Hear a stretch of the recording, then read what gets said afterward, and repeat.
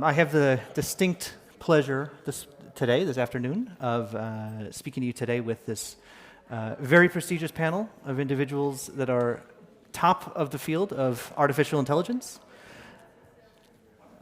Technology that I think permeates all of our lives and will continue to permeate all of our lives in the next decade or so. I promise, and I think my fellow panelists will promise that this will be a little bit lighter discussion than Russian sanctions. This only will touch all of our lives for the rest of our lives and our children's lives. So, on a global scale, not just geopolitical scale. So, very looking forward to the discussion. I'm joined here by Dr. Loubna Bouarfa of Okra.ai.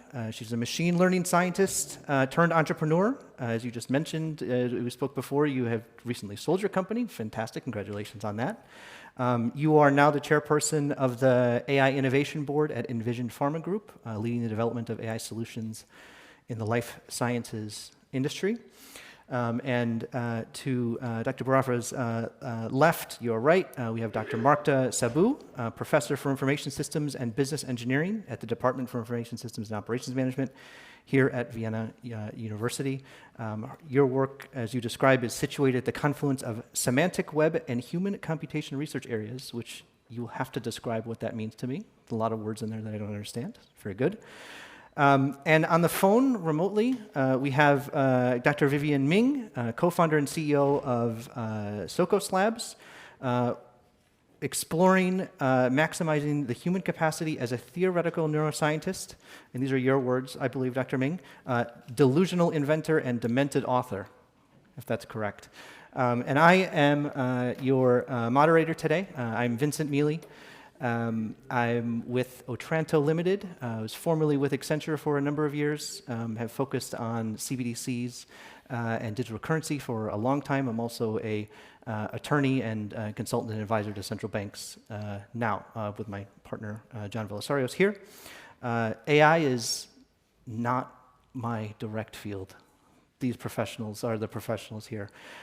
So I will do my best to guide the conversation and hopefully talk a little bit about, help guide the conversation around what the technology means within the world today. And we've had a lot of discussions, I've heard a lot of the sessions talk about the, I think the last session in terms of the use of terminology in terms of decoupling or the decentralization or the movement away from some of the mono or duo powers, I think is relevant to the topic here. So I will turn it to Dr. Bouarfa to maybe give a little bit more introduction about your background and what you're working on now and why you get up in the morning in terms of the excitement around this field. You turned your mic on. Hi, everyone. Thank you for having me here. As you said, I'm a scientist. I'm an AI scientist, studied electrical engineering, and then specialized in building AI systems. As in my PhD, I built an AI system for the operating room, monitoring what surgeons do in the OR and predicting surgical workflow. So why I chose artificial intelligence? Actually, I'm in the generation that programming, when we learned programming, it was mostly rule-based. And I think being in that setup in electrical engineering, mostly boys and 3 girls and 80 boys, and it wasn't really artistic enough. So once we were exposed to these new algorithms that learn by itself instead of putting the rules, it has the ability to learn and adapt. It was very, very interesting. So I pursued that field because of that ability to mimic human learning, and how instead of programming the rules, we actually program the algorithm to learn by itself from the environment. And then I specialized in this space, and my first project was how to monitor and to understand what surgeons were doing. And that was my first exposure to that. Actually, the biggest barrier for AI is human adoption. It was, after spending a few years in academia, I decided to join actually startup community in Cambridge in the UK, and then founded Okra in 2016 to really bring these self-learning algorithms into healthcare. What really, really amazed me about business coming from academia is the amount of skill we can reach in the business.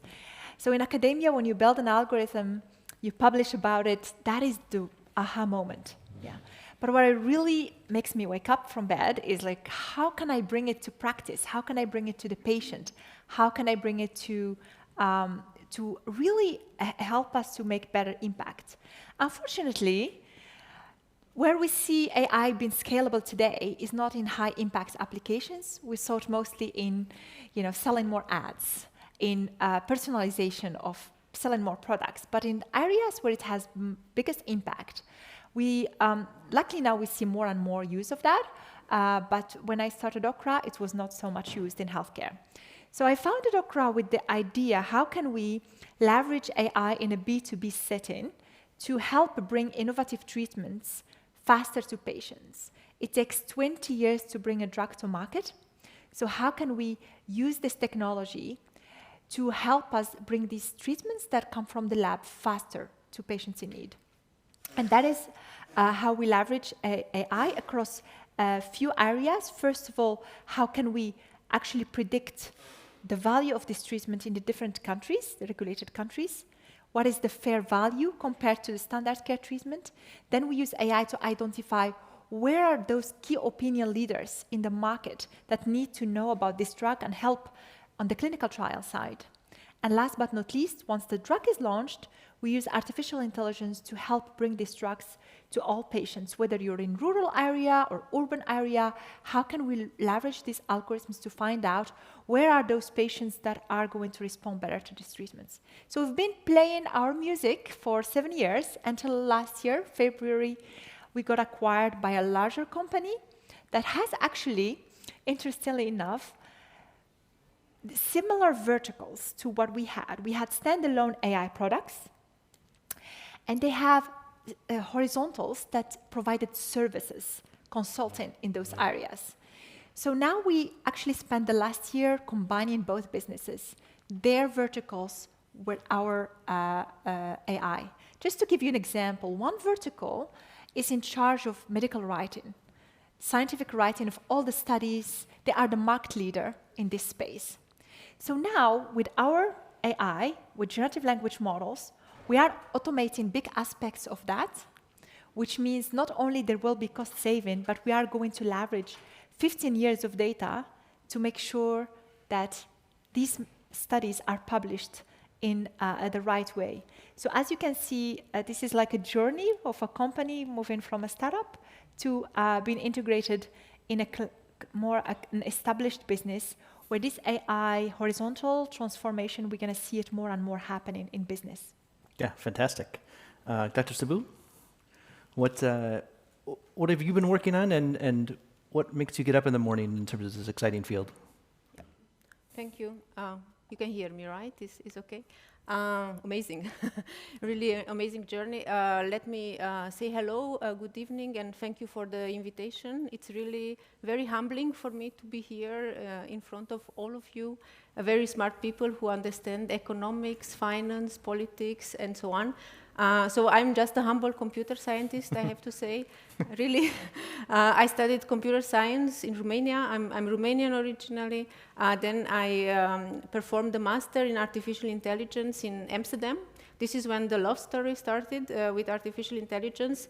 For me, this was a field that tried to understand intelligence, not just human intelligence, but also, for example, the intelligence of swarms, the intelligence of insects, the intelligence of reproduction mechanisms, and translate them in computer programs. So it was like a revelation, right? It made me become just from a programmer implementing rules to a scientist who tried to understand the world, the various notions of intelligence, and tried to bring these paradigms to computer science.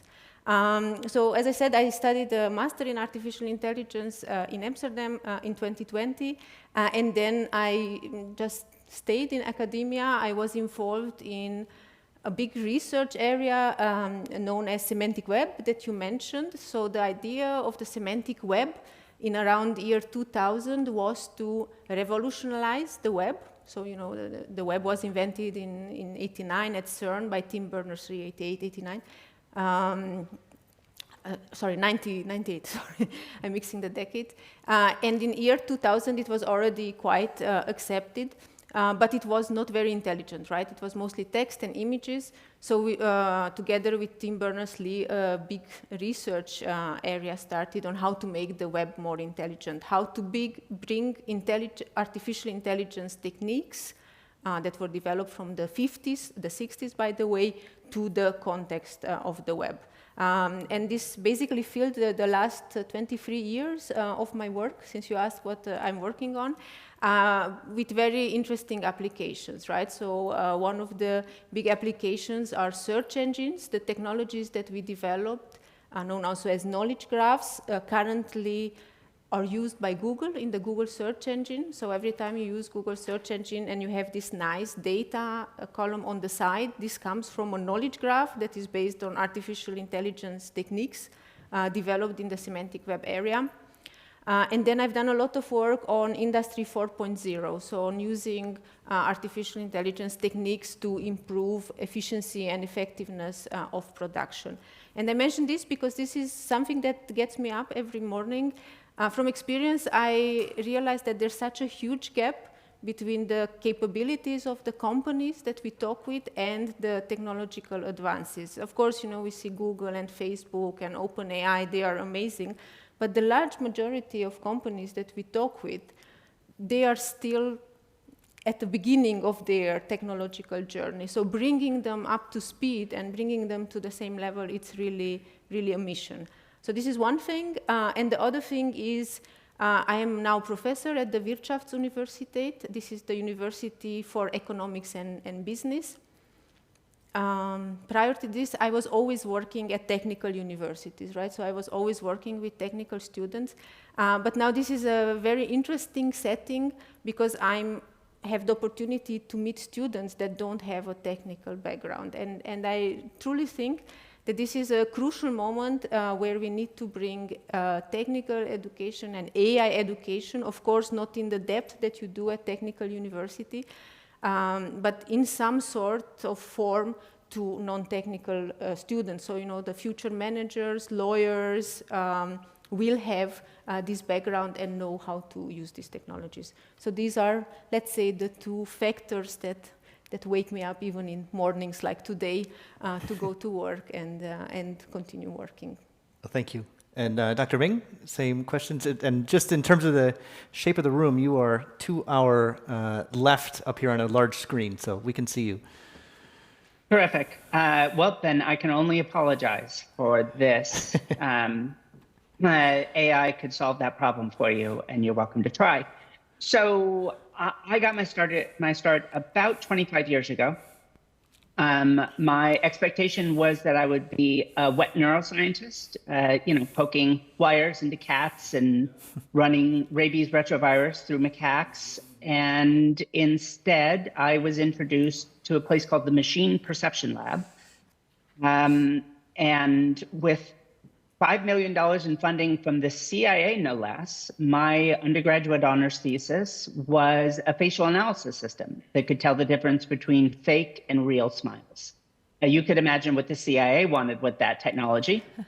But I actually later in my career had the opportunity to extend that original work into very early versions of deep neural networks. In one case, to build a system for Google Glass. This is a wearable computing system to help autistic children learn how to read facial expressions. And for a project with the United Nations called Refugees United, we built a system to help reunite orphan refugees with their extended family members. And the reason I often start out with that story is, one, where my roots in AI come from a very long time ago, but also the tension there. Facial recognition is a classic example of an easily abusable artificial intelligence technology. And yet I've had the chance to do, I think, two undeniably fairly wonderful things with it. And when I do have the chance to talk to policymakers and business leaders, getting across the idea that the answer to how should we deploy AI should never be simply yes or no. That there's real nuance in how you make this work. In grad school, I still am fundamentally a neuroscientist at heart. It's just in theoretical neuroscience, we make fake brains on computers and teach them how to do things. I taught mine how to hear, developing some early learning convolutional models, and actually got to do what I actually really wanted to do in graduate school, which is build cyborgs. I developed one of the first algorithms that was ever incorporated into a cochlear implant. So if you're not familiar, a cochlear implant is essentially like a hearing aid that is literally wired into your brain, restoring hearing to people with peripheral deafness. And ours, I believe, was the first time machine learning and human intelligence, in a very, very basic sense, was literally directly combined. And it was amazing to be able to do that when you're able to build something and it's people can hear that when they weren't able to hear before. It was sort of eye-opening. I had a joint appointment at Stanford and Berkeley when my wife and I had the terrible idea of starting an AI education company in the mid-2000s. This was before Coursera or Khan Academy or anything like that, so you can imagine how enthusiastic venture capitalists were to give 2 women money to build an education company for AI. But we did have some success, and I built another company. I built companies using AI in hiring. I have 2 neurotech companies today. We have the first system combining AI and epigenetics to predictively diagnose postpartum depression, the most common complication in pregnancy, and this is the first ever biological test for it. And another working in neuromodulation for Alzheimer's and stroke recovery. But my day job is I run a philanthropic lab. People bring me challenging problems, and if I think my team and I can make a meaningful difference, I pay for everything, and whatever we invent, we give away. And it gives me the chance to work on a huge range of problems. And because I am a bit of a one-trick pony, I suppose, although I love incorporating economic models and psychology and other fields into it, fundamentally a large part of what we do is bringing machine learning to bear on incredibly challenging problems. For example, building a natural language system during COVID to pre-process archive papers. So these are papers that are scientific in nature but haven't been reviewed, and they were going straight to the press. And so we helped the University of Washington build systems that could pre-read papers that hadn't been reviewed to see which ones were both likely to be true and likely to be meaningful. And I've worked on issues of disinformation and misinformation. And if we have a chance to get around to it, written up a recent paper on what I call the information exploration paradox, which is a tendency that exists without AI, but is exacerbated by it, for people to actually explore less as information rates increase, which is, I think, an undiagnosed huge problem in the world today. Well, thank you very much. Thank you very much. I think the pattern that I heard, and I think interesting to the room, is that we are not full-time economists. We don't sit around thinking about the flows of money and the impact on economy. It may filter into the models, but everything in terms of life sciences and affecting industrial processes and optimizing really affects the economy, and I think ends up in many of the models that many in this room may be crafting and thinking about. So technology, I think, is paramount in terms of the theories and the numbers and the models that I think the economists look at. I want to start, I think, with a very fundamental question. Thank you all for your intros and for throwing a lot of terms out that I think the audience may not be familiar with, like machine learning, neural networks, semantic web, sorry. I always want to say semiotics rather than semantics. I know they're different. But what is AI? And I know I'm going to ask you, Dr. Sabou, in terms of, I've heard you talk about the 3 waves of AI and how we're in the 3rd wave of it. Can you describe a little bit in terms of what you mean by that and sort of some of the technology aspects of this? And I'll ask a little bit more precise of a question and say, I like definitions and I like trying to understand why words have their meaning. And in terms of AI, is it defined by sort of what it is? As something like hardware, how it does something? So it's technology or algorithms do it in a certain way. So if it doesn't do it in a certain way, it falls outside of the definition of AI. Or what it achieves, like processing data and solving tasks more efficiently. And maybe you can expand a little bit about that, especially what you mean about the 3 waves of AI and what the definition of AI is. Okay, so I try to do this as untechnical as possible. Thank you. So definition of AI. This is really something that everybody struggles with, right? So everyone says the AI. This gives you the impression that it's a person, it's an entity, right? So many of us refer to it as such. There's also a lot of debates, for example, now in the EU AI Act. I mean, this was a huge discussion, right? What is actually AI? So in my perspective, it really depends what you mean. If you mean the field of AI research, right? So I like to think of it as it has been originally defined in the 1950s, 60s, and also later on as the understanding of intelligent mechanisms in nature and bringing computer systems, not just algorithms, but robots and so on that behave intelligently. And then the artificial intelligence system is actually a system that is defined by its behavior, right? So there's this famous Turing test. I don't know, have you heard about the Turing test? Yeah, a few people nodding in the room. Yeah, good sign. Very even engaging, excellent. So an intelligent system is a system that behaves intelligently. So if you interact with it and he's behind the wall, if you can't say whether it's a human or a computer system, then it passes the intelligence test, and it's an intelligent system. And I think ChatGPT, right, is now really a system that falls into this definition. So I think we define artificial intelligence systems more externally through their behavior. It doesn't really matter what's inside.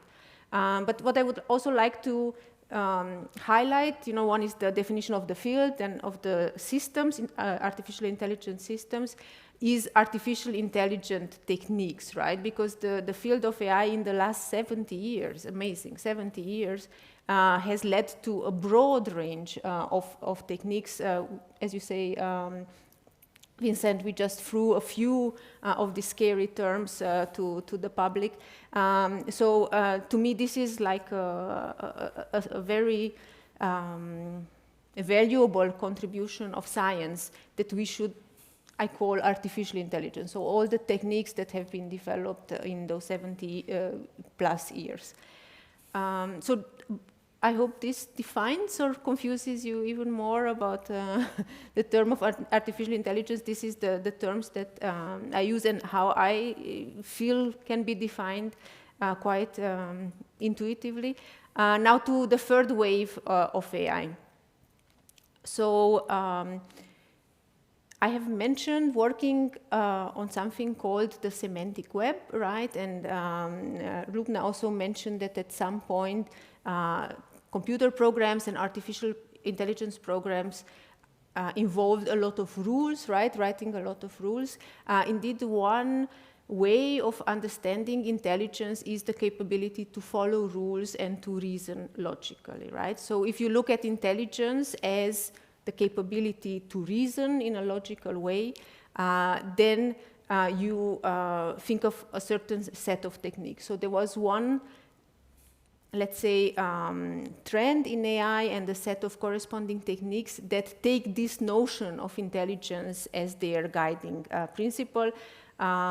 They are based on logics, on formal logics. They are also called symbolic AI. So the idea is to really represent knowledge in the world, rules in a certain domain, for example, in the medical domain, in an explicit way, and describe a computer system how to use these rules. And this was a very big, the first wave of AI, the first successful AI systems subscribed to this paradigm. They were so-called expert systems, and they were especially adopted in the medical domain because it's a domain where you have a lot of rules and you can capture this domain knowledge and represent it.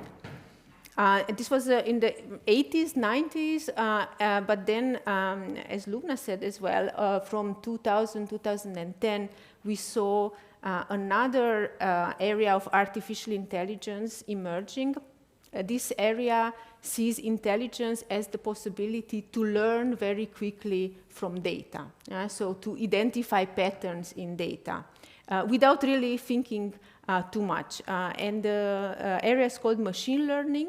So these are techniques where you just feed in lots and lots of data, and they can identify patterns. So, for example, they can identify images. They are very good for image recognition and so on. So this area of AI is called sub-symbolic AI because it doesn't really focus on logics. Yes, it doesn't really represent things. It just can identify things that occur in the data without really understanding what is there. Yeah? So machine learning models can identify cats and dogs, right? But they don't really understand that this is a cat or a dog and you know, that these are animals, that they live in nature and so on and so forth. So we have seen these two branches of AI kind of develop in parallel, like the symbolic and the sub-symbolic, and nobody really worried about the other camp. We're just going in parallel. But slowly we realize that they both have their limitations, right? So the third way of AI is actually about bringing these two fields together, so building complex artificial intelligence systems that both can reason logically and learn from lots of data. This area is called hybrid AI because so there's a lot of names for it, right? But some names are hybrid AI, so a combination of these two techniques, or neuro-symbolic AI, so neural networks plus symbolic representation. And I think these are, nobody really talks about them yet. I think it's very much what's happening in the background, in the research part of artificial intelligence. But if you think about it, is really what we need. So in many real-life problems that we face, for example, in engineering, we have a situation where we have a lot of data, right? So we need to make sense of it. But we also have a lot of domain knowledge. We have causality, we have rules, which machine learning techniques cannot yet learn and cannot make sense of it. So if you really want to build a complex system that addresses a complex situation and not just individual tasks, you need both these capabilities. So this is the third way of AI, and I think we are very much now living the second wave, right? So machine learning, deep learning, but this is what the community is working on. Very good. And I have a follow-up question to Dr. Bouarfa in terms of, I've heard you say that AI does not need to satisfy the Turing test in order to be successful. Yes. You want to expand on that a little bit? Yes. Well, you found that one. Yeah. So actually in areas where, for example, in radiology, in dermatology, where we actually already, AI algorithms and the amount of data it learned from already surpasses what a human being results, how they detect tumor. And so the Turing test was one of the essential parameters to test an AI system when it was especially related to semantics, to playing chess game or writing a text. But when it comes to evidence-driven domains like healthcare, when it is about image recognition, when it requires a lot of recognition power that needs a lot of memory, bigger memory, then we're already beyond the Turing test. And to Marta's description of AI, I mean, I was part of the high-level expert group assigned by the European Commission in 2018 to really think about what should be the ethical guidelines for AI prior to the AI Act. And we discussed the definitions for a very long time. For me, it's really important, the autonomous power, that AI has the autonomy to learn. The rules should be at the end. The rules, when I call it always, there is nothing intelligent about rules. It's very dumb. Rules are dumb. They just say yes or no. So, but also they are the source of false positives. Once you introduce a rule, you're only going to introduce more false positives into a system. So it's actually, if you look to evidence-driven domains like healthcare, we've already been applying statistics, but in a different way. We've been fitting this nice bell curve.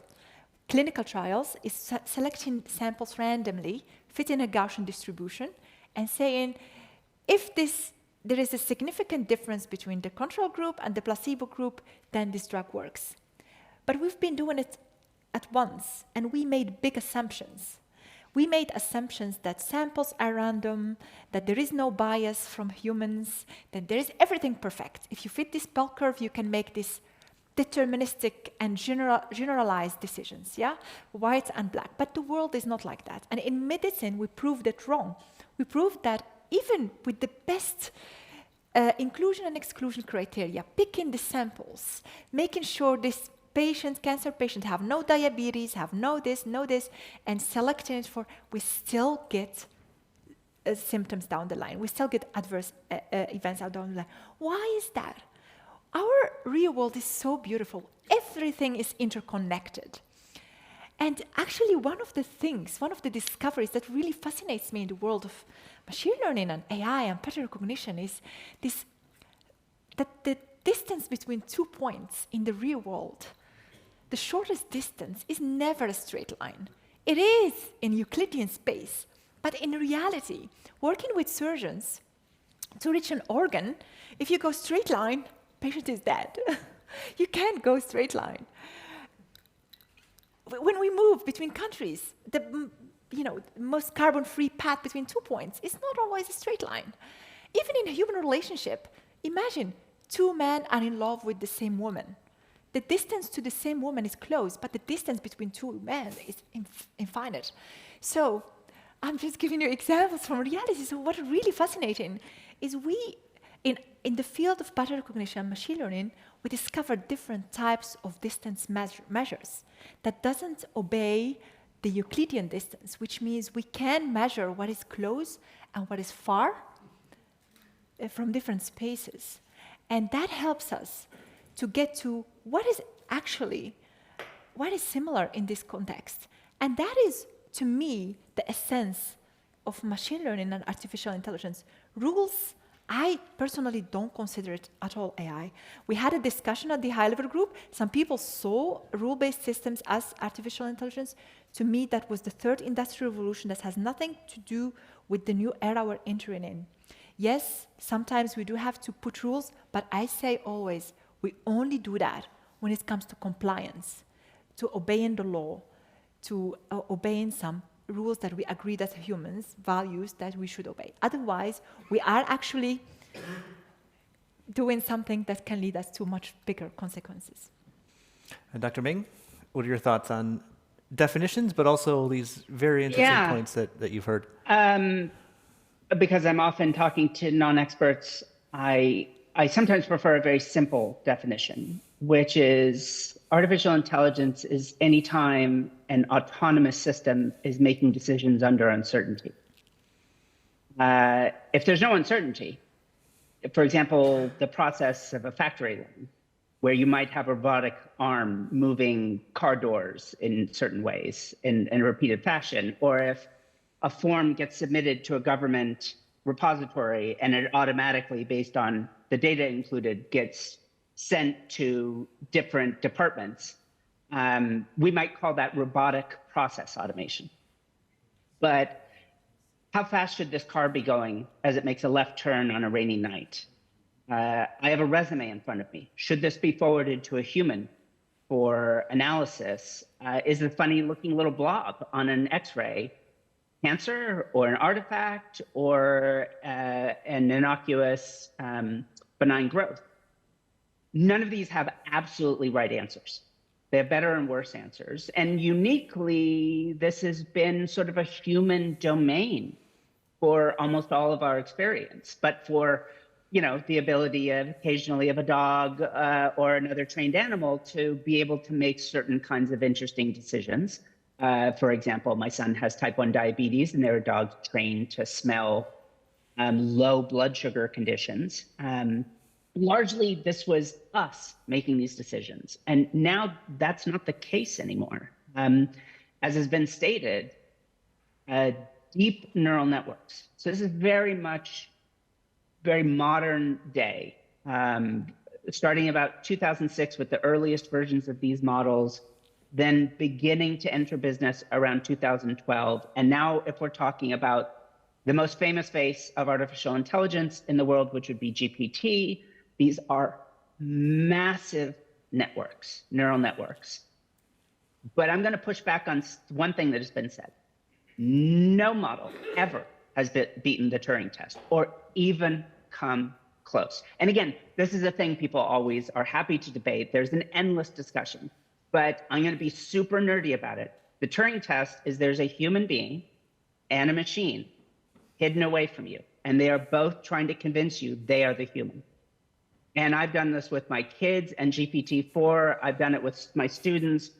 GPT never wins. It has no capability to outfox the human. It does seem very human-like in its interaction with people. It has no agency. It has no reasoning ability.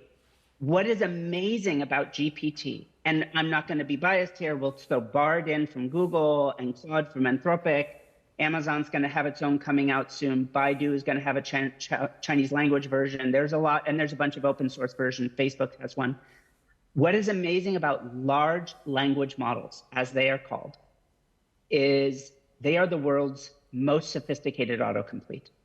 They are pure statistical learning. Predict the next word in this sentence. And yet, they are so amazingly discursive, fluent, and noting serious limitations in their capabilities. I like to put it this way. They know everything and understand nothing. So in your pocket, you have, in theory, a good chunk of the world's knowledge as encoded in English language corpus for free. But your ability to actually get those answers out of it turns out to be very much a function of you. My former mentor, actually, Terry Sinofsky at the Salk Institute, wrote a paper showing that essentially the intelligence of GPT is, in essence, a function of the intelligence of the person putting queries into it. And that it's sort of like a very fancy mirror that, but such a productive one. It truly can do things. I'm sure everyone here has heard the news.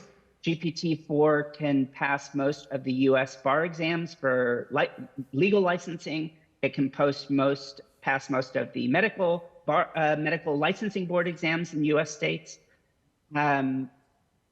AlphaGo, developed by DeepBrain, can trivially easily nowadays beat the world's best Go players, best chess players. It is very competitive in poker. One of my favorite versions of this is actually OpenAI years ago built a system where 5 independent AIs, not the same model, but 5 independent AIs played Halo, a computer game, what's called a first-person shooter, and it would compete against human teams of 5 players. And even though the AIs couldn't directly talk to each other any more than share brains any more than the humans could, they are competitive with the best teams and making inferences about what the human players are likely to do. In fact, the reason they are so good is they usually completely overwhelm the human teams, managing massively coordinated attacks that human players simply cannot execute themselves. And that sort of thing is superhuman. So even though I would contend and just so you understand, I'm always right about everything. We can just take that off the table.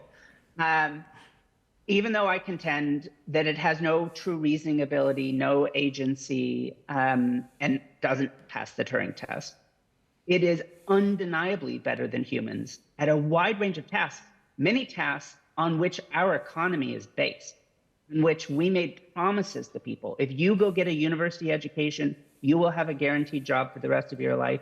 And that is not a promise we are prepared to keep in the future, because I'll end here. What I tend to think of this of in economic terms is we have routine labor and we have creative labor. Routine being everything that goes all the way up through radiologists and highly paid lawyers, programmers, and beyond, where you are simply carrying out a known set of operations, however sophisticated and highly educated needed. AI loves it loves the most professional tasks because they are the most band limited and the most expensive.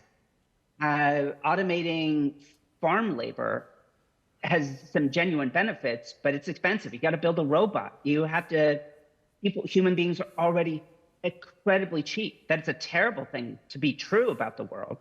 But agricultural robots will simply depress wages. They won't take humans out of that equation. But they truly could, if we are not thoughtful about it, eviscerate the professional ranks. What's left is creative labor, or at least for now, unique ability to explore the unknown and to draw strong inferences. I'll close here. The most interesting study recently, and there's been a number of them, showing big boosts in productivity for programmers, writers, call center workers, so a variety of skill levels, a variety of education backgrounds.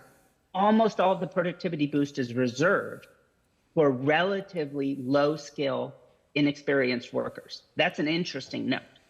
But BCG and MIT did a collaborative study in which a number of BCG consultants, and I would imagine this would also include Accenture consultants, they were given a set of realistic tasks to fulfill, some with and some without GPT-like tools to use. And the ones using the tools, using AI, were dramatically more productive. They produced higher quality. They had spreadsheets to analyze. They didn't need to program. Again, this is what's powerful about GPT. They didn't need to be able to program. They just needed to tell it to analyze the data, write a report, generate slides for a presentation. And they were substantially faster and produced higher quality product. But here's where this study differed.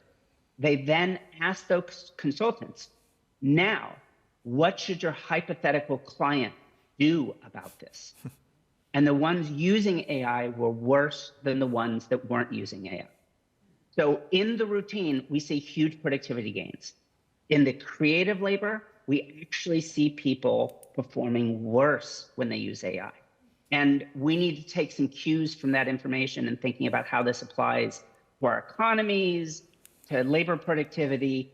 A quick boost to labor productivity, to me, is a scary thing if we essentially trap relatively inexperienced, lower performing workers in a world in which we've deprofessionalized their jobs and there's no growth or career trajectory behind what they're doing. We really need to think, how do we bring more people into the creative economy? Thank you, Dr. Ming. And I will try and briefly summarize what I heard, and just shake your head if you disagree with what I'm about to say in terms of, I think what I heard was AI doesn't need to trick us that it is a human. It doesn't need to pretend to be a human in order to be useful and in order to be extremely impactful. I think every one of those fields we just talked about, very diverse, very complex. I think financial modeling is another field that I think this falls into, and economic modeling absolutely is another one. Every one of them has specific domain knowledge that requires specialists in that domain to work with the technologists in order to make those models, make that tool output useful output. And that useful output, I think, is the innovation. It is the advantage of it. So yes, the news is dominated by ChatGPT, and everyone, you can go on your phone right now and talk to a AI robot and so on. And everyone thinks that, as a consultant, you can plug in, give me 10 slides that that make a presentation. And yes, I've tried to do that, Dr. Ming, and it doesn't work out well. It's not good. It's not good. So I think that concept of a general AI that needs to think like a human and trick us into being a human, I don't think that's where the future will go. No. Based upon what I've heard from you three experts. And I'm going to come back to the labor aspect because I think one of the prime questions here is what type of disruption is this going to cause, and how soon, and how do we address it? And I heard in preparing for this, I listened to another speaker, Zeynep Tufekci of Princeton University, and what she said was, and I would like you to comment on this. What she said was, AI doesn't need to be smarter than us to have an impact. Cheetahs are faster than us, but who cares, right? This isn't a race to see who's better, who's smarter, or faster, or anything like that. But and inventions like the printing press didn't change the words that were written. You could still write it out, but what it did change was allow things to scale, be faster, be cheaper, and that's the core of most tech. And if you look at how disruptive and destabilizing the printing press was, there were hundreds of years of war and death after the printing press. But we wouldn't say the printing press is bad. We wouldn't say the technology is bad. We would say the transition was deeply destabilizing. And in the AI field, and the question that I posed to the panel is, how do we skip this destabilizing period and address it in a way that doesn't require hundreds of years, multi-generations, and something like an existential threat like nuclear war for institutions like the EU to then come together and say, enough is enough, we need to be stable. Especially given the discussions we've had in previous sessions in terms of the decoupling. Again, I apologize for that word, but for lack of a better term, the decoupling of the world, even perceived decoupling of the world. And I'll open it up to the floor. And happy to start. Yes. I think few points. I think it's always, we've heard also today, looking back and just learning from history. You mentioned the printing technology. We just go back a little bit, you mentioned the internet. That is an example. So in 1989, when the internet was open for academics, it was a village, a trustworthy marketplace where you could buy books, you can even buy weed from another campus, and you get it. When it became public in 1995, the amount of scammers, and it is really well described in Vili Leoni-Vitra's book, The Cloud Empire, how the amount of scammers that came gave birth to these big companies that came with these business models and took sovereignty from the states to actually make the internet a digital place, a trustworthy place, because the states and governments couldn't achieve that. So what we are actually seeing, and what you mentioned, if we want this transition to happen well, we have these machines that has the power to learn by itself. I think just a simple place to start. We are teaching this AI. Let's think about AI as our children. We send our children to school, we have universal values, yeah? Don't steal, avoid telling lies, be kind, respect others, act with integrity, show respect always, cooperate for good, care for others, and practice fair justice and take responsibility. That's what we teach our children. Why do we have to do it differently in the digital world? Why we accept people to steal our data? Why we accept to tell lies? Why we accept to not respect others? So what I'm getting to is we already have a set of values universally across multiple jurisdictions, across all countries. Yes, we do have different ambitions and dreams. In Europe, we have different ambitions than the US, than different ambitions than China, but we have some universal values where we can start from. In business, in life, why don't we start there? For me, if we don't, this transition, if we just keep the rules and the values, not the rules, the values we have in the physical world, similar to the digital world, it's going to help us a lot in this transition. And why is that important? Because this little AI, they learn from data. They learn and they have some high degree of autonomy.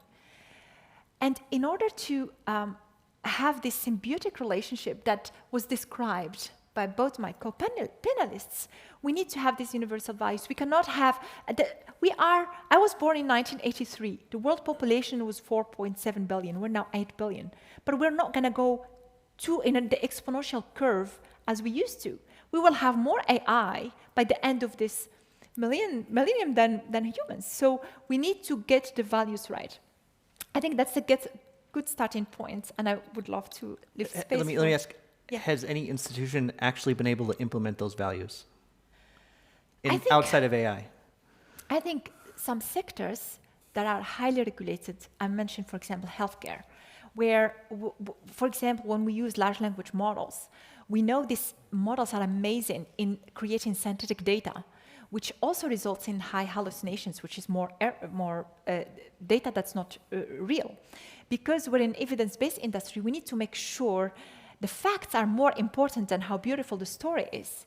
So the accuracy and the precision matters. For example, what we are implementing now at EPG, bringing large language models into scientific writing, first we need to find the signal from the noise, and then make the output look nice. And that is areas where in some business sectors, it's almost, there is no compromise there. We need to be accurate. And I think in other areas, but the problem is when it goes to the consumer wants different things, wants speed, wants good product, and then you lose these values.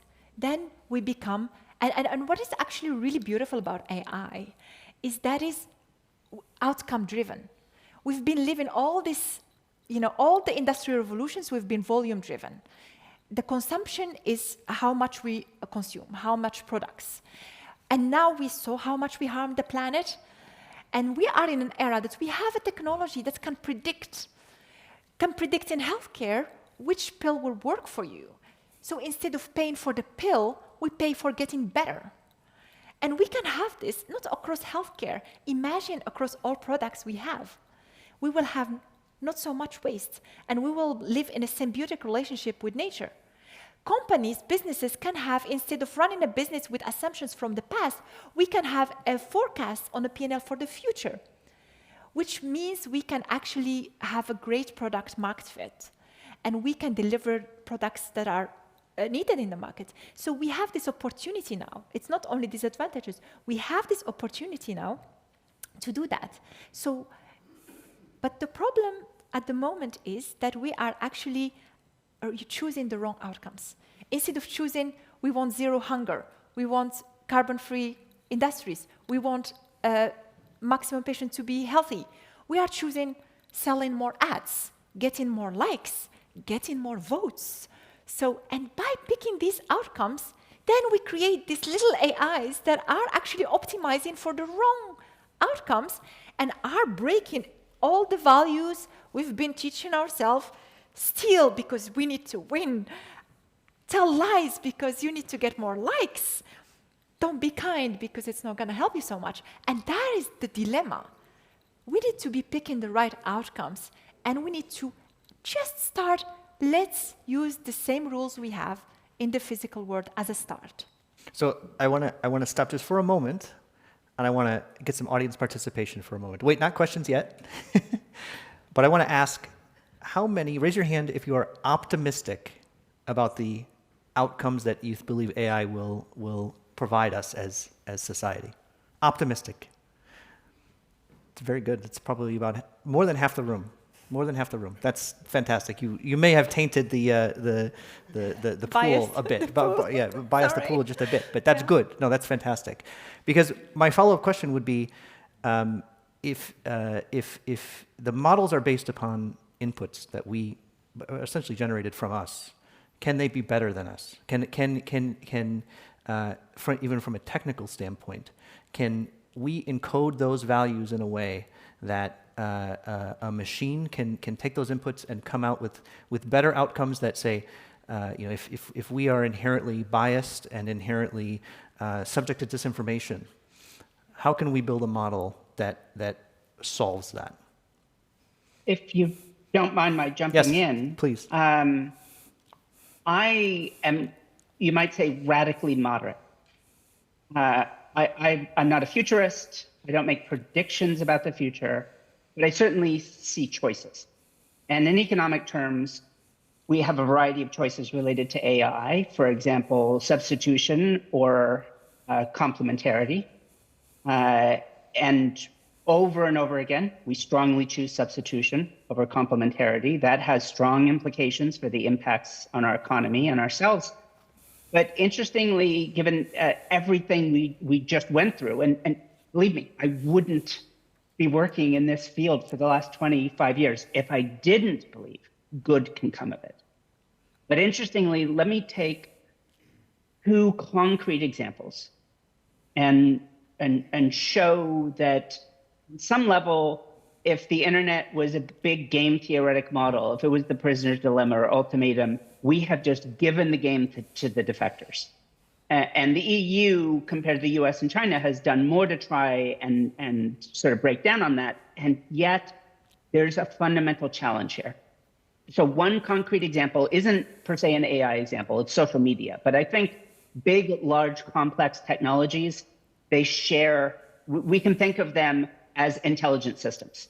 They're all big, hyper-complicated intelligent systems that we don't truly understand well. So does social media affect adolescence? And there's a controversy around this. I happen to think the controversy is similar to the controversy about lead and climate change, which is to say completely ginned up by people that love selling social media ads and lead paint. But I think the best study on this was a natural experiment done in Canada based on the rollout of broadband throughout parts of Canada. And they found a profound, if you look at the mean effect, a profound negative effect, particularly on the emotional life of adolescent girls. But there's an interesting note. No scientific study is ever the headline. They are always, what it's really saying is, even with the details that we went through earlier about whether we're truly sampling unbiasedly and whether it follows the t-distribution assumptions, it's heterogeneity. Implicit, in fact, in all the talks about medical technology and AI is we are incredibly heterogeneous, both medically and in our interpersonal lives and beyond. And when you look at that study, yeah, the largest modal group was adolescent girls that were substantially harmed, largely, interestingly, because they spent less time with their fathers. Just an interesting mediating note that there was less socialization in their lives because they spent more of it on the internet. But there were two subpopulations. One wasn't on social media at all. Sometimes we assume AI, social media, and all these technologies are inevitable, that there's no ability to not engage with them. But here's a population of girls that just didn't use it of their own choice. But even more interesting to me, there was another subpopulation, small, but they were there. They were on social media just as much as their peers, and they looked fine. Like they looked great. And if you look behaviorally, what was different from them and everyone else, I will put it in psychological terms. They went deep. There's this classic deep versus shallow processing.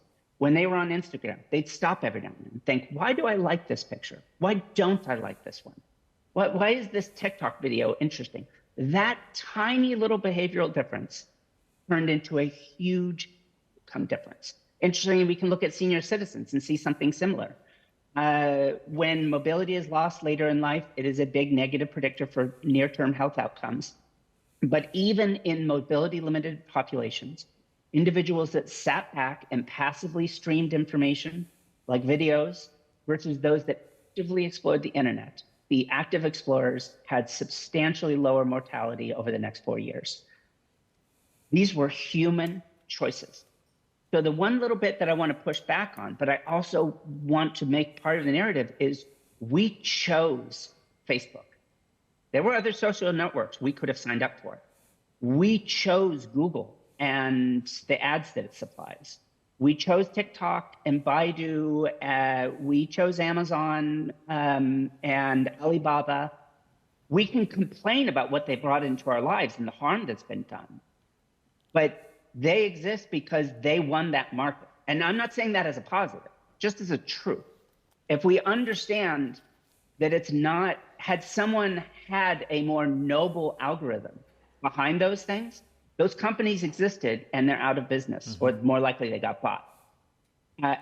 So I think we have two things. One is, how do we encourage the technological world to incorporate these sort of more moral, ethical, and, if you will, political considerations if you want to? But I'm going to be a little blunt here. The single best, to pull one other domain in, the single best solution to disinformation and misinformation isn't an AI solution, even though I have worked on some. It is build better people.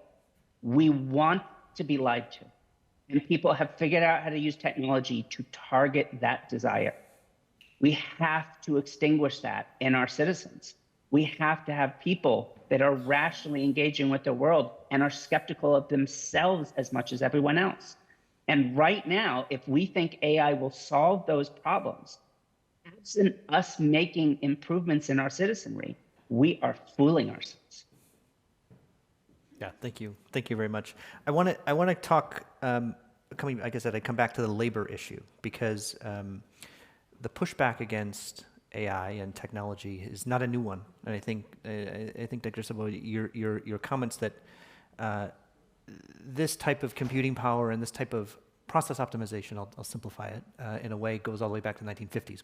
Goes back to the invention of the computer and the transistor and so on.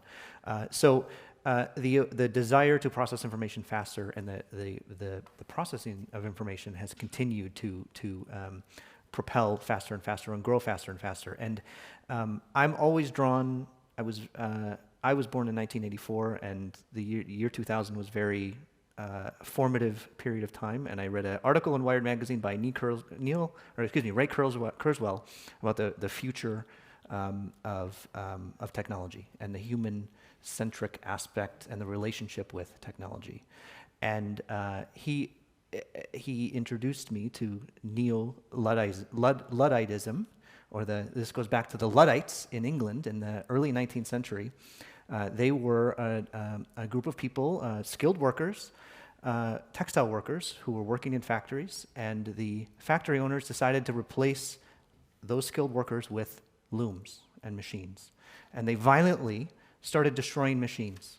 And it was not because they were afraid of technology or that they didn't like technology. It was because there was an immediate threat to their livelihood. It was immediate wage suppression for them. And the UK government, in all its wisdom at the time, British government at the time, sent 12,000 soldiers to quell this uprising. They made the destruction of the factory machinery a capital offense. That's how serious this was. And like I said, the issue was the labor disruption. And economists, as I said, I'm not an economist, so I apologize for potentially over-summarizing this, but economists have appeared to have said that type of technological change, where there's a rapid change of wages, every technology leap has had that threat, and it's never come to fruition. Then they call it the Luddite fallacy, is what they call it. But I think the more important thing with AI, and especially technology, and this technology aspect, especially in today's world, is not limited to AI, but the disproportionate or the unequal distribution of the benefits of this increased productivity. So, in your experiences from academia, from owning a company and rapidly growing that company and so on.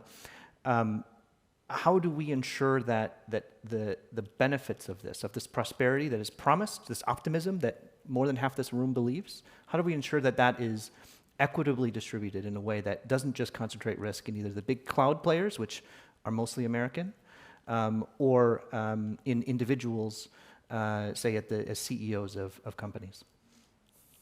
And I'll open the floor again.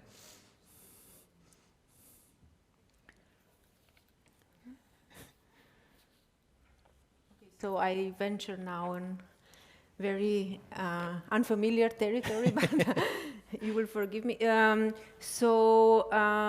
I just want to tell you some directions, for example, in the EU funding policies, right? So until recently, there was a lot of funding on Industry 4.0, and that was everything about making more efficient production and so on. And very soon people realized that efficiency is not the only thing, right? You have to bring technologies to the shop floor in a way that is beneficial to the humans involved, and it's sustainable, right, from a social, economic, and environmental perspective. So this realization actually changed the whole quite a lot the funding perspective of EU. Currently, we have a funding scheme on Industry 5.0. Not sure how many of you heard about this. Anybody? Industry 5.0? No? Okay, so this is a new area of funding in the EU that focuses on bringing new technologies to industry, but in a way that human is in the center. So there's no more replacement of human.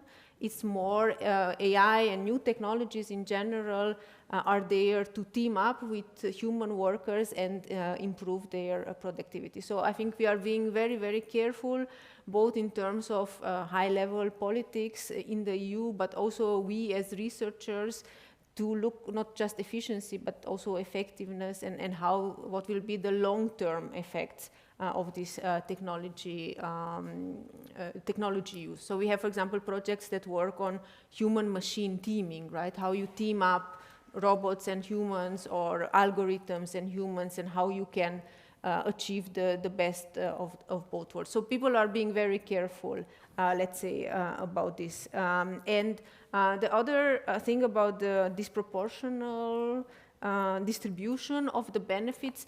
So again, here I can just report that in the research community, there's a new trend to think very much about digital humanism. So this is a research area that was actually coined next doors at Favoritenstrasse at the Technical University of Vienna at the Institute of, at the Faculty of Informatics. And the idea is really to develop technologies and apply technologies by taking into account human values, inclusion, impact on environment, everything, right? So to put in the center of our research not the technology, but how the technology is applied, how it is deployed in a beneficial way to humans, to the environment, and generally to the world, right? So, for example, to bring the global south more into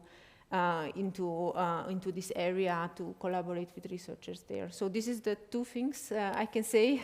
Hopefully add some to the discussion. That's very good. Thank you.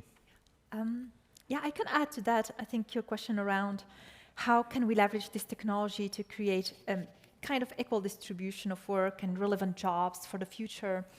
I believe in all these decisions, whether from a technology perspective or policy, we should always start from what future we want to build for the future generation. Yes, we cannot predict. There is so much things that we actually cannot predict how it's going to change, but we can make decisions. We can make decisions today that can actually help build the future for our children that is more valuable. And I think that is the starting point. And all the other things are ingredients, policies that we need to take today, business models that we need to be running, etc., etc. So, but it's good to just look at the current situation and reflect how the current business model, I call them the Trojan business models, tactics. They offer you a service for free, but actually they stealing your data and making money otherwise. What do they result in?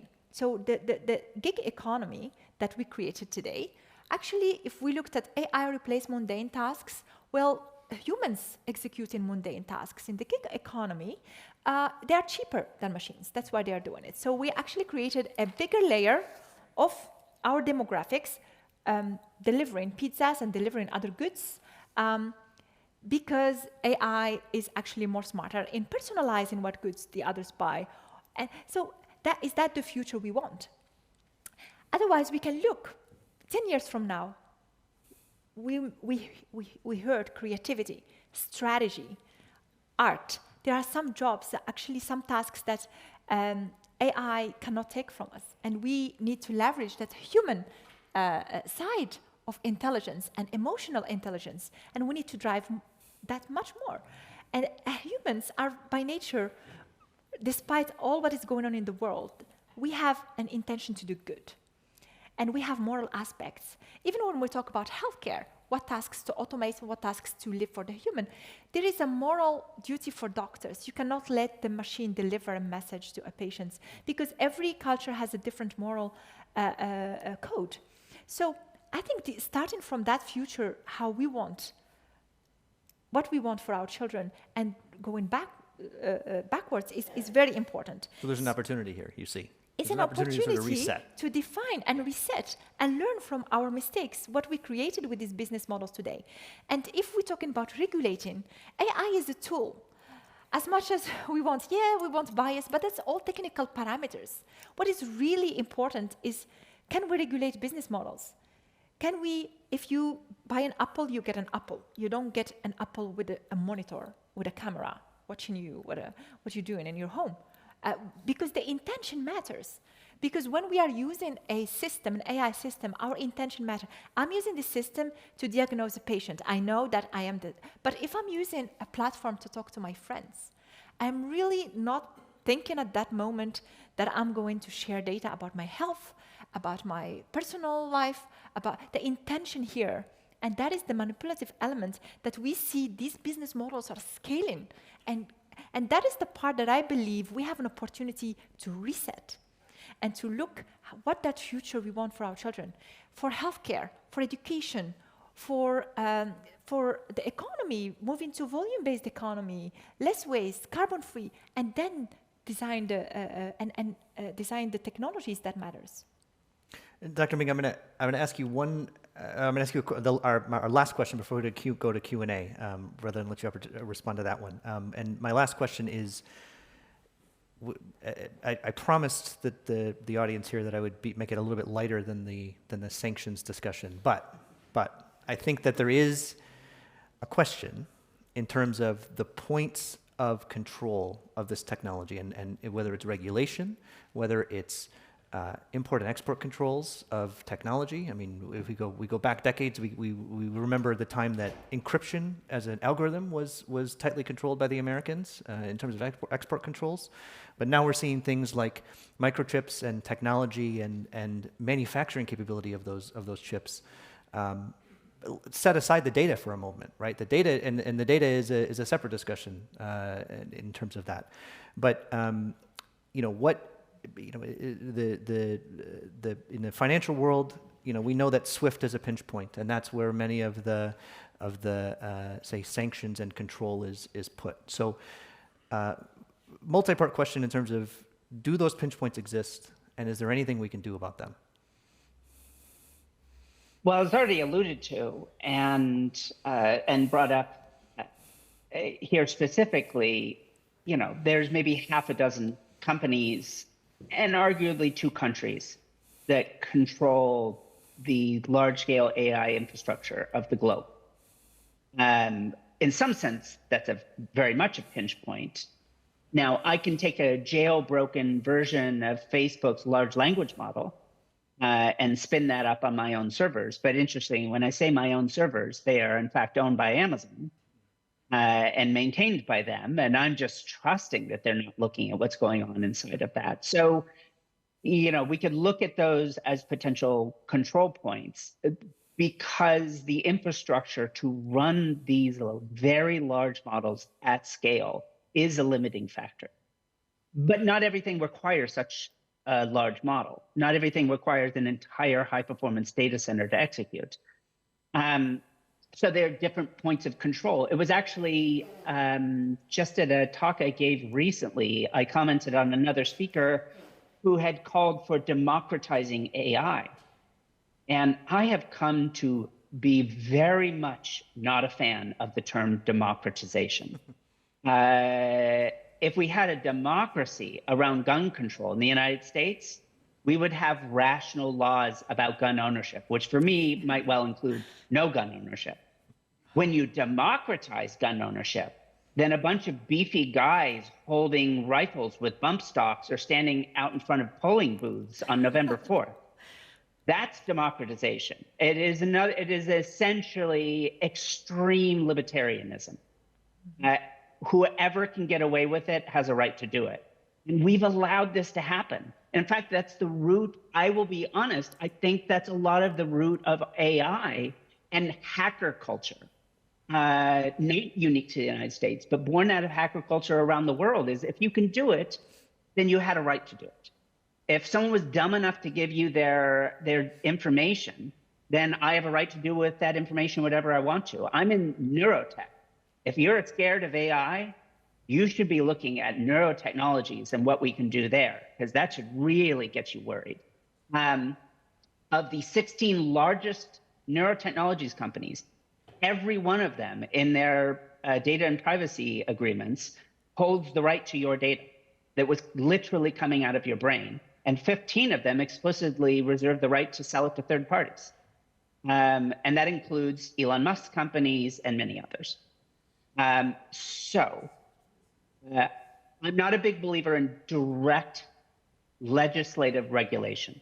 This is too fast moving and too complicated, or let's be very honest with ourselves, very poorly educated legislators to make specific judgment around. But I do believe in empowering strong institutions. Institutions that, like me, are simultaneously suspicious and in love with these technologies. The World Health Organization and the CDC did not cover themselves in glory during the lockdown, but that concept of well-informed, depoliticized institutions doing good, creating sandboxes where people can experiment and make progress. That is one. Two, audits. Companies, the financial audit was a creation of the private sector in the first place. It was in their interest to do this, to be able to get investment. We need data and algorithm audits. And that should be in the desire of the companies building these technologies. And I'm going to bring up one last one that many may not be aware of, but I've been an advocate for it and have now living up to my language, data trusts. So if you'll note, I've talked about the private sector, a role for the public sector. What about a role for the individual? The ability for the individual to take some control of their data and to say to themselves something I have tried to articulate here. I want to be a better person, but my day-to-day instincts and the whole structure of the internet are not really supporting that. So I made a promise the next time I started a company, I would start an independent, nonprofit data trust, and it would own all of the data. So my company, we developed a test for postpartum depression. Another of my companies is working in Alzheimer's and stroke recovery. All of the data generated by our customers are not owned by the companies. We cannot sell it. We cannot use it for any purpose other than what we told our customers. Everything is opt-in. Here's my contention. We're not the good guys. We are making a rational choice. By centralizing that data in a trust with sole fiduciary responsibility back to the individual patients, we are improving the quality of our data. Imagine what they will share with us around something, particularly in the United States, as deeply personal as a woman's body and pregnancy and depression. If they trust it will only ever be used for their medical good. And we've expanded a little bit to say human development. So education, medicine, broader human capital development. The data can never be shared outside the trust. It can only be used. We do allow, much like the UK Biobank, we allow nonprofits and researchers to come in and be able to interact with it. But again, everything is entirely opt-in by the users as well. So I want to put out there that there are ways that we can make a difference, and different areas of choke points, whether it's strong institutions or the companies themselves. But we do have some options to take this forward.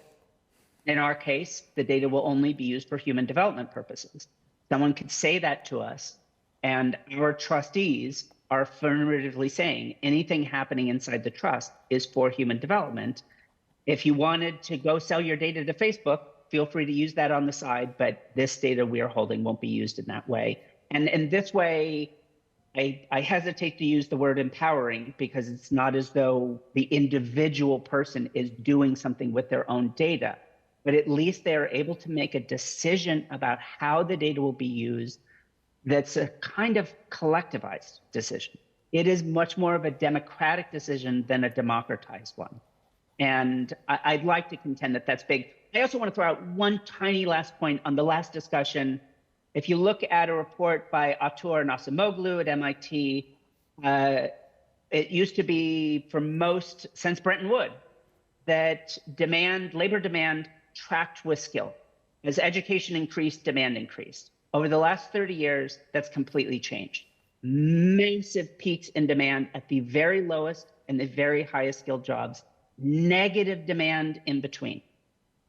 I contend there's two separate forces going on.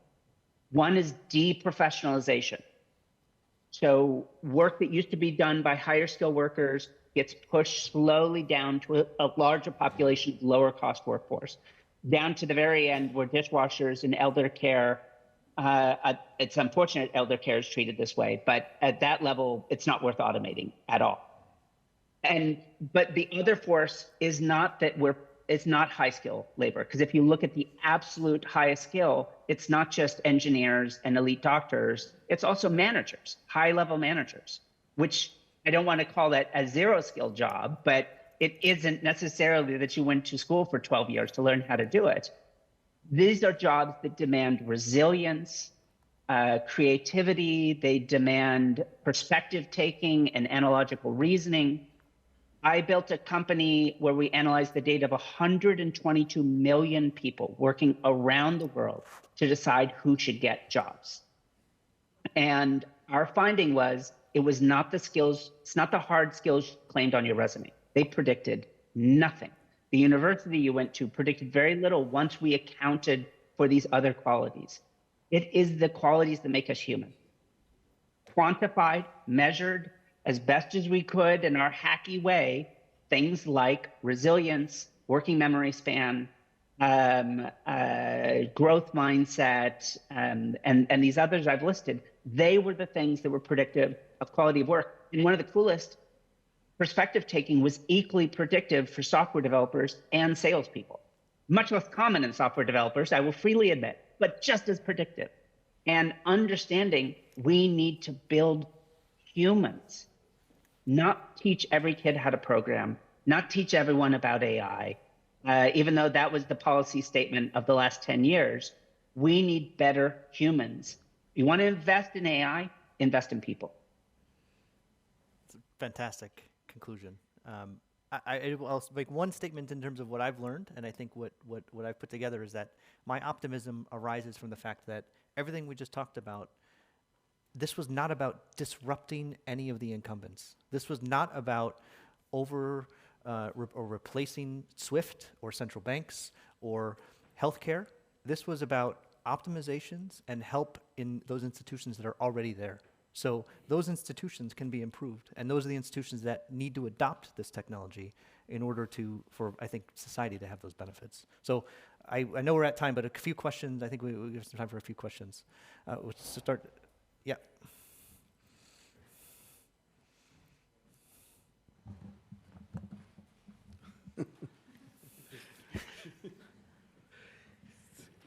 It's a heavy gun.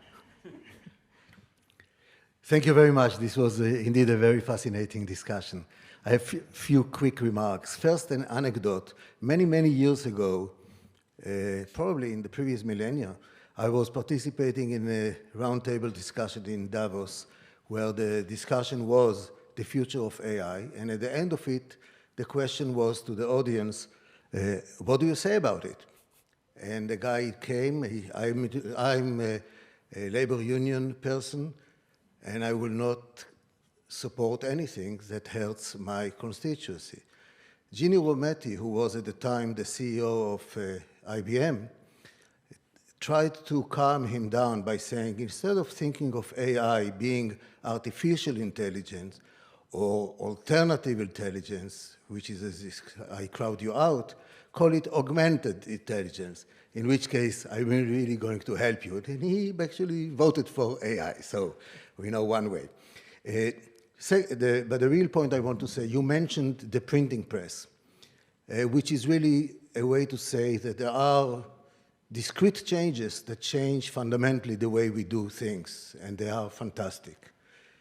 And you know, a Nobel laureate in economics, Robert Fogel, his work was to show that indeed American performance has dramatically changed with the development of the railroads, which is another way to say we shrunk distances.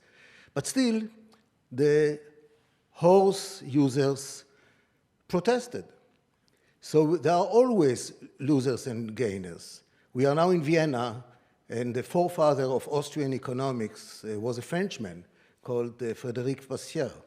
And in 1840, he wrote an interesting article speaking about the petition of the candlelight producers. It was a petition against the sun that is doing in unfair competition by producing light in a very cheap way. And of course, this led to the discussion of the compensation principle. You do not slow progress by blocking the sun, but by maybe compensating the candle growers until they retrain and find another solution. So this is really the principle, which really comes to say that the invention of an engine that is moving cars twice as much, 3 times as much, creates at the beginning car accidents. Is this the case against it? Or is it the case for speed limits, wider roads, etc.? But the insight is that the issue of the car introduction to the road is not an engineering question, but a systemic social question that you need to create the infrastructure that enables that to go in. And I think that with the AI, we did not spend enough time to articulate what other changes in society we need to make in order to minimize either the fear, and that's education, or the real damage, and that's what the compensation principles come in. The problem is that regulators, we always say we need to regulate, but when you have fast-changing things, the regulators are coming from the generation that knows much less about the substance than the practitioners. So, and this is a built-in issue. I come from the financial industry, and we see it there in the same way, which means that the way to go about it is you don't train the regulators when they are in college because they will deal with problems that do not exist yet. But you must have a mechanism by which you have an ongoing interaction between practitioners and the regulatory arm, and therefore the introduction of a regulation is not the solution to a crisis, but a prevention of a crisis. Thank you. Any comments? I have actually one comment, actually very good example on the cars. Actually, there was this local, the Red Flag Act in the UK when the cars were introduced next to the horses, that if you want a car, then you had to hire a man that walks in front of the car with a red flag, and you cannot drive more than 4 miles per hour. And it took, I think, 30 years before actually you could drive a car. So they had this emancipation drive, I cannot pronounce the name, but they grabbed the flag and they had like autonomous drive with just a car. So I think we are in a phase, especially in B2B with AI, the industry where I'm in, life sciences, where we need the man in front of the car. So to be able to, so our clients, we have an AI system that predicts specific outcome, pricing of treatments before they get launched. But to sell it, it's very hard to sell it as a standalone AI. But when you package it with consultancy service and you sit around the table and you present it in the classical way, you just say it's now much faster, more accurate, it's much less complex sell process. And that is exactly why I sold my company to a company that has synergies with the products, where they have the services and we have the AI, and combined, it's much faster and value for the clients. It's augmenting the humans rather Exactly. than replacing them. So, yeah, in the middle here. Yes, please.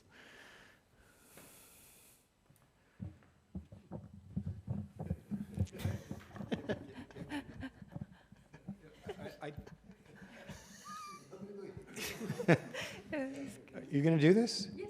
Okay. All righty, good. So I'm going to start out with a little story too. It was the technology of Google that led me to understand the American Indians selling Manhattan Island for $24. When I did my bargain with Google, I didn't realize that I was selling them my privacy, my human right to privacy and my economic right to privacy. I didn't understand what I was giving up, so it wasn't a fair bargain because I didn't understand it, just like the American Indians sold Manhattan Island for about $24. So I thought I'd ask AI some questions so I'd be in a fair bargain with them. My concern is AI being used for political manipulative purposes. So I asked in various ways, and it kept answering pretty much the same, talking about the need for governments to establish clear regulations that would recognize privacy, transparency, accountability, and fairness. And then I thought, do all governments honor these values even now, without the power to completely manipulate a population? Privacy? I know last time I was in China, I was staying at the home of a diplomat, and he explained to me that the room I was in was bugged, and they probably had cameras. So I immediately got naked. So some guy in Beijing's got a tape. They didn't recognize privacy. They don't recognize transparency. And they don't recognize fairness as we understand it, or the value of transparency. So the danger is huge here. And the last issue, and this is a much deeper issue, would AI is about intelligence or processing information, but there's a big difference between intelligence and wisdom. Would AI have advised Socrates to drink the hemlock? Would AI have advised Jesus to give up his life? Would AI have said, yes, Thomas Jefferson, we hold these truths to be self-evident that all people are created equal? Is that self-evident from an information point of view, or is that a powerful ought? An ought as wisdom creates, an ought from a wisdom point of view. AI could never do those things, and my profound concern is that any technology in an institution will privilege the people that can use that technology the best. So people who do operational thinking, because that's what AI is about, it's operational thinking. It duplicates operational thinking.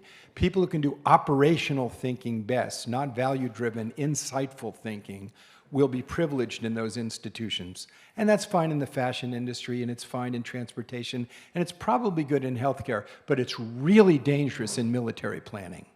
It's really dangerous in crisis situations with weapons of mass destruction.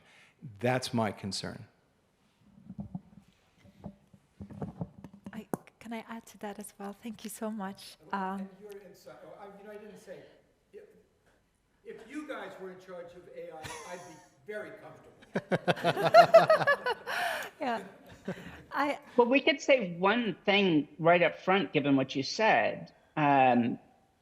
Being the self-important American on the panel, is no, it never would have told Jefferson that. If for no other reason than, my line earlier, it knows everything, but it understands nothing. Well, what it knows is only what it's been trained on. Sure, the foundations of that idea were there in Voltaire and elsewhere, but would the mass of European, let's assume one thing, it was only trained on European data and nothing else, because Why would it have been trained on anything else at that point in history? And would it have derived that as the, let's call it, the mode of political thought at the time? No, of course it wouldn't have. You might have been able to steer it towards those sentiments. But again, that would reflect my thinking, not the default thinking of a, late 16th, 18th century GPT. So we know right there, it can only know what's come before, not what's going to happen. And it is those domains in which it makes solid predictions are those domains in which AI is really looking backwards rather than forwards. And thank you. And Dr. Bouarfa, maybe if you have 30 seconds, I know we're at time, and I see Mark looking at his watch, so I want to be respectful. So 30 seconds. Yeah. Oh, good. So I think it's really a great comparison that it's intelligence but not wisdom. I mean, if you ask AI today, how can we decarbonize the world, it will tell you kill all humans, because that is the fastest way to decarbonize the planet. But I think what is really important is this technology is just like, when you look at a child and you say this child is just a mirror to the adults talking to him or her. This technology is the mirror of where we are today. When we're talking about democracies, when we talked about the 70s and 60s, political parties had ideologies. And they stood for ideologies. Yes, still they want to win, but they had an ideology. Today, everyone wants to win. They change ideology along the way to win the elections. And this technology is showing us who we become. It's mirroring who we become. And I think if we talk how we democratize this technology, first we need to democratize ourselves, because I think the way once we make that conscious decision about standing to our values, I think that is the moment that we're going to talk exactly what you talked about around institutionalizing the oversight process in business, in policy. That will work. But the moment we don't, then it's not working. We need to be better first. Yes. Yeah. Okay. And with that, thank you very much for this esteemed panel. Thank you, Mark, and the organizers of the conference for having us. Thank you.